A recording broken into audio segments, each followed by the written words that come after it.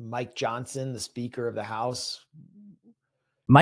le président de la Chambre, les républicains de la Chambre, en particulier les nouveaux élus républicains, ont quitté le Congrès plus tôt, d'abord pour éviter de voter sur la publication des dossiers Epstein, ce qui aurait embarrassé leur cher leader, Trump.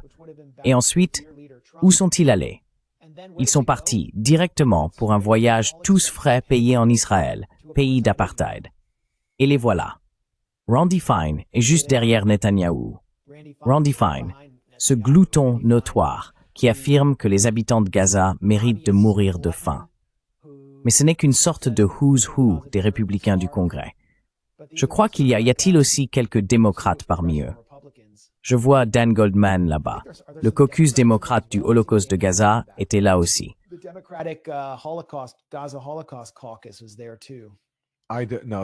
Non, c'est un autre Goldman. Nous avons la chance d'avoir plusieurs Goldman au Congrès. Des Goldman qui servent d'Israël. Et celui-ci, c'est C. Goldman.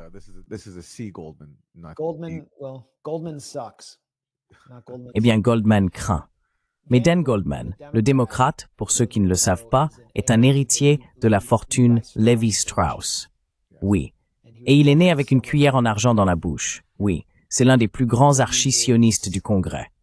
Et même lui critique le plan de réoccupation de Netanyahou. Mais ça, ce sont les républicains. Je vois Will Hurd là, ancien agent de la CIA, qui est en fait un ami de Phil Riley, qui avait Safe Reach Solutions, laquelle gère maintenant le contrat pour la Fondation humanitaire de Gaza.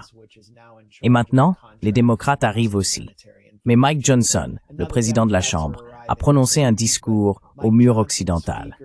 Voilà ce qu'il se passe. Vous savez, si vous voulez avoir du pouvoir au Congrès, il faut embrasser le mur.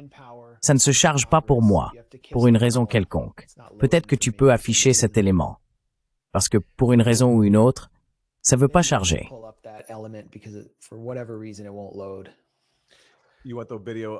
Tu veux la vidéo de Mike Johnson au mur? Ouais. D'accord, je vais te voir. D'accord, oui. Voyons si ça marche. Je veux dire, c'est presque devenu un spectacle antisémite.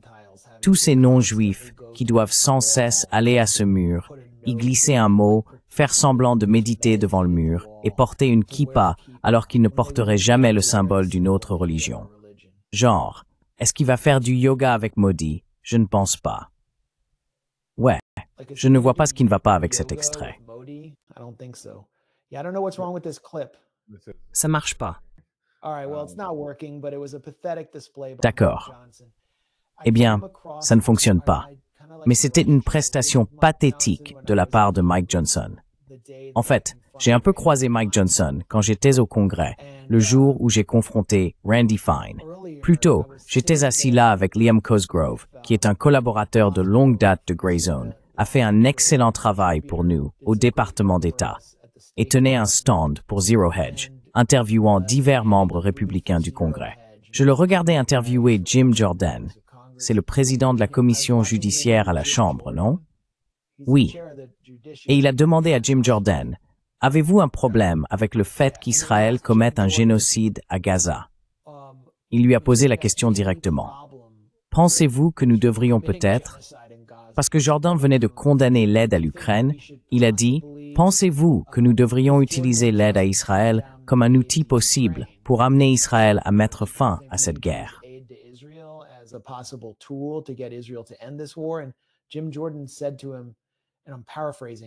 Et Jim Jordan lui a dit, et je paraphrase légèrement, il a dit « Israël n'est pas une question de politique étrangère. C'est une question spirituelle qui prime sur toutes les autres. Et j'aime Israël de tout mon cœur. J'y suis allé 6 fois et j'ai l'intention d'y retourner. » Voilà sa réponse. Il avait ce regard vitreux quand on parlait d'Israël, et il était vraiment sincère. Pour Mike Johnson, qui a été l'avocat du musée créationniste du Kentucky, où l'on soutient qu'il y a eu une réalité sur Terre digne des pierres à feu, où Adam et Ève marchaient aux côtés des brontosaures et se promenaient sur des dinosaures, c'est leur réalité. Et ils croient réellement, en déformant complètement une citation de l'Exode, que celui qui bénit Israël sera béni.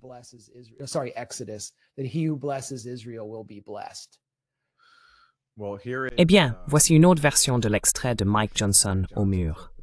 Écoutons-la.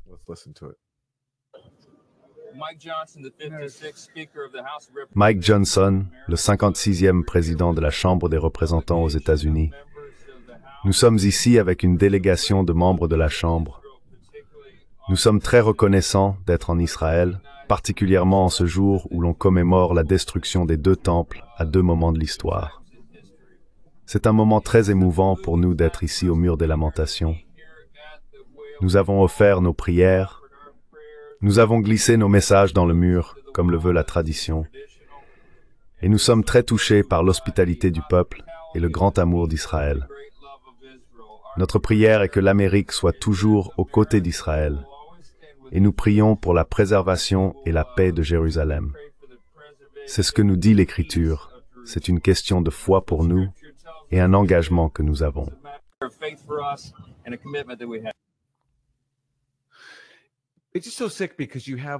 C'est tout simplement révoltant, car il y a deux formes différentes de fondamentalisme religieux au sommet du gouvernement. Il y a le type évangélique à la Mike Johnson, mais il y a aussi Anthony Blinken. Qu'a-t-il dit après le 7 octobre, lorsqu'il est allé en Israël pour exprimer sa solidarité totale avec le plan de génocide d'Israël? Il a dit « Je suis venu ici en tant que juif ».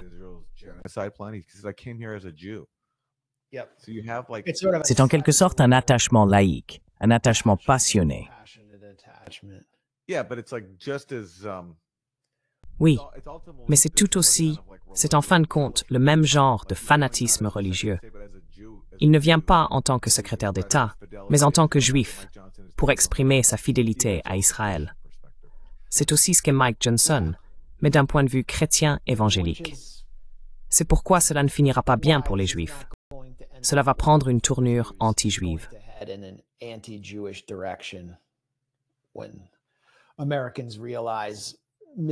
Les Américains se rendent compte, des millions et des millions de non-juifs commencent à réaliser qu'ils paient pour un second pays pour Jared Kushner, le rabbin Shmuley et Howard Lutnick. Cela ne va pas bien se terminer. Donc, ces scènes, à mon avis, ne font qu'alimenter l'antisémitisme. Et c'est pour cela que de plus en plus de gens, et de jeunes républicains en particulier, se détournent de Trump. Mais il existe encore ce courant de sionisme chrétien à la base du Parti républicain qui reste très fort chez les baby-boomers et au sein de la droite chrétienne. La droite chrétienne est vraiment un facteur clé dans la longévité de Donald Trump et explique pourquoi sa base ne s'est pas complètement retournée contre lui.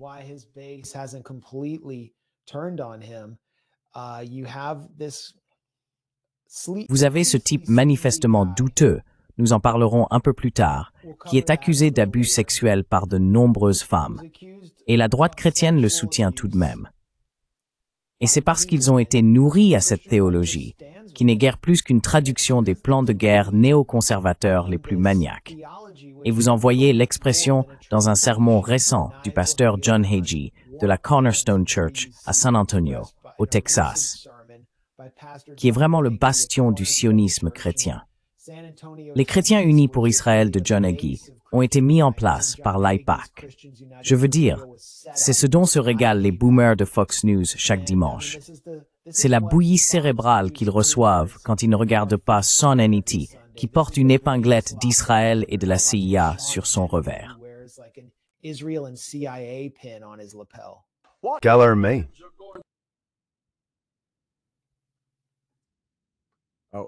Oh, nous avons perdu la vidéo. C'est probablement de ma faute. Remets-la, s'il te plaît. Décrit l'invasion imminente d'Israël par la Russie comme étant la guerre de Gog et Magog d'Ézéchiel 38-39. Ézéchiel 38, versets 1 à 3, dit ceci, que Gog, Dieu, est le chef de l'invasion. Donc c'est un homme. Pour s'amuser, disons que c'est Vladimir Poutine. Magog, selon l'historien Joseph, représente l'Israël moderne. Ézéchiel 38.3 mentionne le mot Rosh, qui est sans aucun doute la Russie. La Russie mène un groupe de nations dans une invasion d'Israël dans le futur.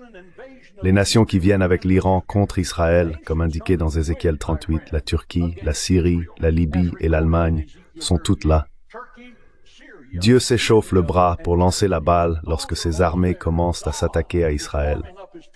Le résultat dans Ézéchiel 39, 2.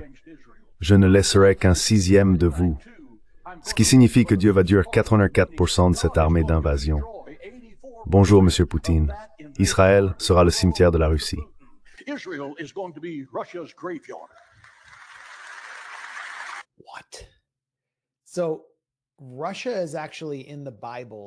Donc, selon le pasteur John Hagee, la Russie est en fait mentionnée dans la Bible. La Russie se trouve dans le livre de l'Apocalypse et elle va s'opposer à Israël, où vivent 1,5 million de Juifs russes. Et la Russie entretient d'assez bonnes relations avec le gouvernement. Mais en fait, tout ce qu'il fait, c'est filtrer le Project for a New American Century à travers le livre de l'Apocalypse pour les boomers de Fox News. Et cette composante de la base de Trump est vraiment un héritage de l'administration de George W. Bush et de la soi-disant guerre contre le terrorisme, qui constitue également une base pour le néoconservatisme au sein du Parti républicain. Et ils sont bien plus puissants que cette faction émergente America First, menée par Marjorie Taylor Greene et d'autres figures du GOP ou de la droite qui se montrent sceptiques à l'égard d'Israël.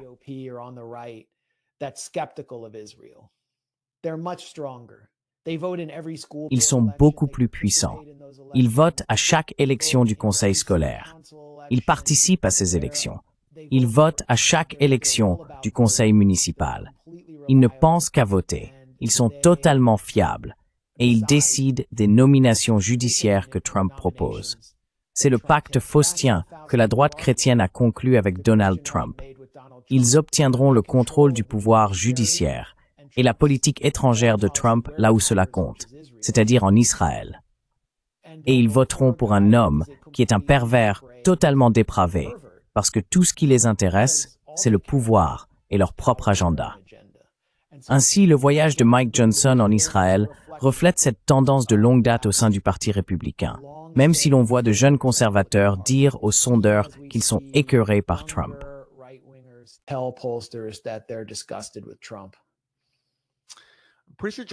Je suis presque sûr que John Hagee est celui qui a dit que l'Holocauste nazi était la façon dont Dieu rapprochait le peuple juif d'Israël, non? C'était bien lui. Oui, il a dit ça. Et il a aussi dit, ils ont effacé ce passage après que je l'ai rendu public, c'était il y a des années, et bêtement je ne l'ai pas sauvegardé, que Hitler était non, que l'Antéchrist, quand il reviendrait, serait un homosexuel à moitié juif avec des traits féroces, comme Hitler. Il a vraiment dit ça. Il sera un homosexuel avec des traits féroces. Mais cette histoire de la Russie, d'où ça sort, au juste? Il n'y a aucune référence biblique à ce sujet. La Russie n'existait pas. La Russie dans la Bible. Je ne sais pas d'où il tient ça, mais c'est cohérent avec toute sa vision du monde. C'est un nouveau niveau.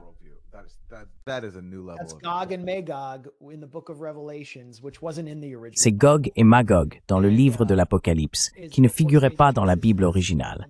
Et cela présente Jésus comme un fou, un maniaque génocidaire, ce qui contraste fortement avec le Jésus du Nouveau Testament. Et c'est tout son cadre de référence.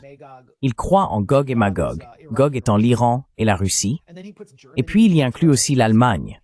Mais l'Allemagne représente en quelque sorte l'UMEB et l'hydre à 7 têtes des Nations Unies.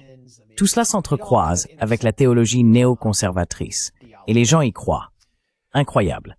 Et plus la situation empire aux États-Unis, plus ils vont y croire, parce que vous savez, l'Apocalypse les enlèvera de cette terre et nous laissera, toi et moi, derrière.